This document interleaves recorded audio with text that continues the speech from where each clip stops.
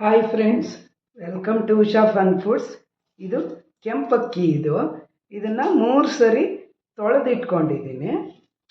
ನಾನು ಇದರಿಂದ ಇವತ್ತು ಬೇಸಿಗೆಗೆ ತಂಪಾದ ಒಂದು ಪಾನೀಯ ಮಾಡೋದನ್ನು ತೋರಿಸ್ತಾ ಇದ್ದೀನಿ.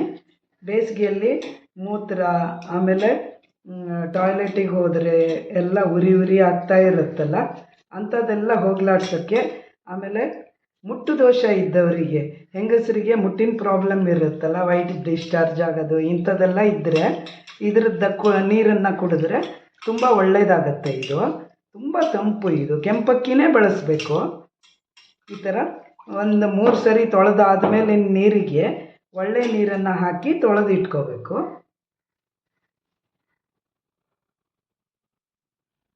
ಈಗ ಇದರಲ್ಲಿ ಕಾಮಕಸ್ತ್ರಿ, ಸಬ್ಜಾ ಸೀಡ್ಸ್ ಅಂತೀವಲ್ಲ, ಅದನ್ನು ನೆನೆಸಿಟ್ಕೊಂಡಿದ್ದೀನಿ. 1 ಅವರ್ ನೆನೆಸಿದ್ದೀನಿ. ಚೆನ್ನಾಗಿ ನೆಂದಿದೆ ಇದೀಗ. ಇದಕ್ಕೇ ಈ ಅಕ್ಕಿ ತೊಳೆದ ನೀರನ್ನು ಮಿಕ್ಸ್ ಮಾಡ್ಕೋತಾ ಇದ್ದೀನಿ.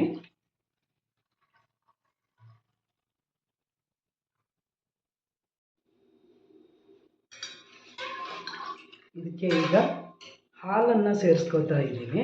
ಕಾಯಿಸಿ ಆರಿಸಿದ್ದ ಹಾಲನ್ನು ಹಾಕ್ಕೋಬೇಕು. 1 ಪಿಂಚು ಸಾಲ್ಟ್ ಸೇರಿಸ್ಕೋತಾ ಇದ್ದೀನಿ. ಉಪ್ಪು ಹಾಕೋದ್ರಿಂದ ಟೇಸ್ಟ್ ಚೆನ್ನಾಗಿ ಬರುತ್ತೆ. ಆಮೇಲೆ ನಮ್ಮ ಜೋನಿ ಬೆಲ್ಲನ ಹಾಕ್ಕೋತಾ ಇದ್ದೀನಿ. ಇದು ಆರ್ಗ್ಯಾನಿಕ್ ಬೆಲ್ಲ. ಇದು ಕಬ್ಬಿಣದ ಅಂಶ ಇರುತ್ತಲ್ಲ, ತಂಪು ಈ ಪಾನೀಯ. ನೀವು ಮಾಡಿ ನೋಡಿ. ವೈಟ್ ಡಿಸ್ಚಾರ್ಜ್ ಆಗೋರಿಗಂತೂ ಇದನ್ನು ಉದ್ದ ಲೋಟದಲ್ಲಿ ದಿನಾ ಬೆಳಗ್ಗೆ ಮಧ್ಯಾಹ್ನ 2 ಹೊತ್ತು ಒಂದೊಂದು ಲೋಟ ಕುಡಿದ್ರೆ ಬೇಗ ನಿಂತೋಗುತ್ತೆ. 1-2-3 ದಿವಸದಲ್ಲೇ ಕ್ಯೂರ್ ಆಗುತ್ತೆ ಫ್ರೆಂಡ್ಸ್. ತುಂಬ ರುಚಿಯಾದ ಅಕ್ಕಿ ತೊಳೆದ ನೀರಿನ ಪಾನಕ ರೆಡಿಯಾಗಿದೆ. ಈಗ ಸ್ವಲ್ಪ ಏಲಕ್ಕಿ ಪುಡಿಯನ್ನು ಕುಟ್ಟಿ ಹಾಕ್ಕೋತಾ ಇದ್ದೀನಿ. ಏಲಕ್ಕಿ ಪುಡಿ ಒಳ್ಳೆ ಸ್ಮೆಲ್ ಕೊಡೋದಲ್ಲದೆ ಇದು ಗಟ್ ಹೆಲ್ತಿಗೆ ಚೆನ್ನಾಗಿರುತ್ತೆ, ಜೀರ್ಣಕ್ರಿಯೆಗೂ ಚೆನ್ನಾಗಿದೆ ಇದು. ಈಗ ಇದು ರೆಡಿಯಾಗಿದೆ ಫ್ರೆಂಡ್ಸ್. ಇದನ್ನು ಸರ್ವ್ ಮಾಡ್ತೀನಿ.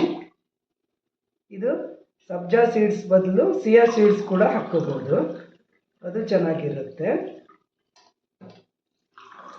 ಯಾರೆಲ್ಲ ನನ್ನ ಚಾನಲ್ಗೆ ಸಬ್ಸ್ಕ್ರೈಬ್ ಮಾಡಿಲ್ವೋ ಸಬ್ಸ್ಕ್ರೈಬ್ ಮಾಡಿ, ಲೈಕ್ ಮಾಡಿ, ಶೇರ್ ಮಾಡಿ. ನೀವು ಇದನ್ನು ಮಾಡಿಕೊಡೋದು ಬೇಸಿಗೆಯಲ್ಲಿ ತಂಪಾಗಿದೆ. ರುಚಿಯಾದ ಪಾನೀಯ ರೆಡಿಯಾಗಿದೆ ಫ್ರೆಂಡ್ಸ್. ಈ ಥರ ಕ್ರಾಫ್ಟನ್ನು ಕೂಡ ನಂದು ಇನ್ನೊಂದು ಚಾನಲ್ ಇದೆ ಫ್ರೆಂಡ್ಸ್, ಉಷಾ ಕ್ರಿಯೇಷನ್ಸ್ ಅಂತ. ಅದರಲ್ಲಿ ಇದನ್ನೆಲ್ಲ ಮಾಡೋದು ಹೇಳ್ಕೊಡ್ತೀನಿ. ಅದನ್ನು ಕೂಡ ಫಾಲೋ ಮಾಡಿ, ಲೈಕ್ ಮಾಡಿ, ಶೇರ್ ಮಾಡಿ, ಸಬ್ಸ್ಕ್ರೈಬ್ ಮಾಡಿ. ಬೆಲ್ ಐಕಾನನ್ನು ಪ್ರೆಸ್ ಮಾಡಿದ್ರೆ ನಾನು ಹಾಕಿರೋ ವಿಡಿಯೋಗಳು ನಿಮಗೆ ಸಿಗುತ್ತೆ. Thank you for watching. Bye bye.